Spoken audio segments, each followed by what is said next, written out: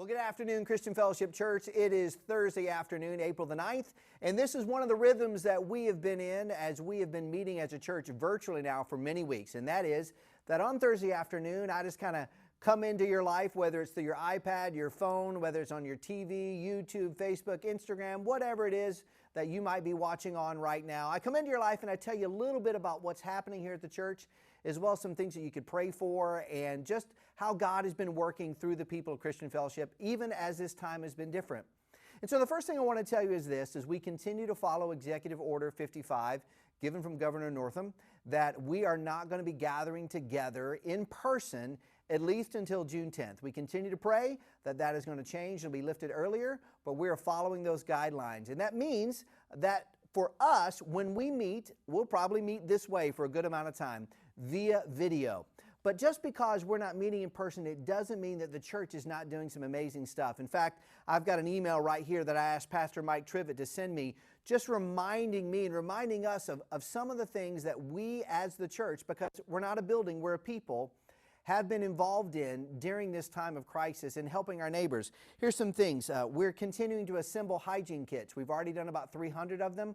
On Monday, we're going to do hundreds more to help in our neighborhood schools who need some just some coming alongside for many students who don't have the items that they need during this pandemic crisis, and also don't have the financial means, even if they could get to the store, to actually buy them. Some of the things we're also doing, we continue to volunteer with Mobile Market through Loudon Hunger Relief. We're leading that on Monday.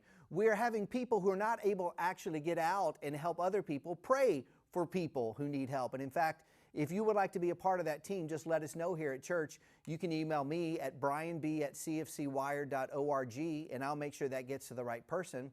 But we are praying for many of our neighbors and our friends who are shut in. In fact, some people have even agreed to write letters of encouragement to residents at Walden Wood, which is a retirement / nursing home not far from us here at the 44505 Atwater Drive address that we're at now, just to encourage them in this time.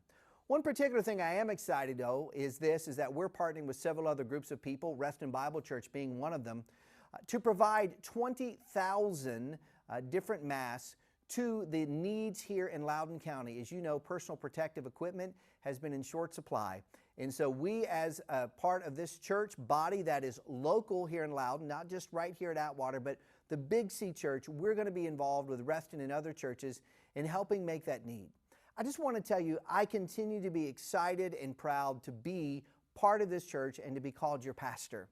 Now, many of you know this has been Holy Week, and Holy Week usually looks a very particular way where people come into the building and we remember Maundy Thursday, or we celebrate what happened on Good Friday in a different way than we normally celebrate, and then we gather together at church on Resurrection Sunday. Well, it won't happen this way, or the way that we normally do it this way this year. And so instead, I want to just invite you to tune in. Tomorrow at 8 o'clock, Pastor Fred Clark on all our social media platforms will be giving a Good Friday devotional, as well as at noon, tune in. I will also be giving a Good Friday devotional focusing on Psalm chapter 22, when Jesus said, my God, why have you forsaken me?" He was forsaken for our benefit, and helping us understand the difficulty and the tragedy of Good Friday, but then the Resurrection Sunday celebration that's going to happen because of what Jesus did, rising victorious over sin, death, and the grave some 2,000 years ago.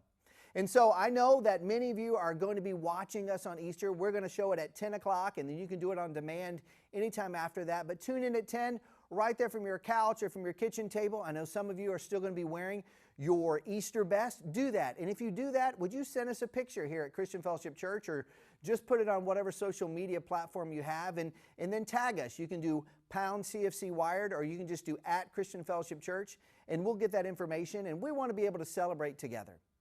You know, as believers, because of what Jesus Christ has done for us on Good Friday and then Resurrection Sunday, we are able to engage every day of our life, even ones that are like this in the COVID-19 outbreak.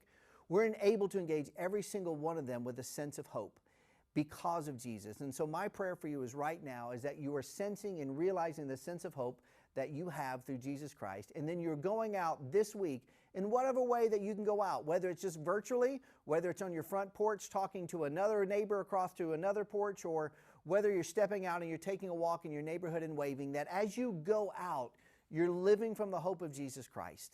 You're living in the reality of the fact that He has risen. He has risen indeed, and that makes all the difference.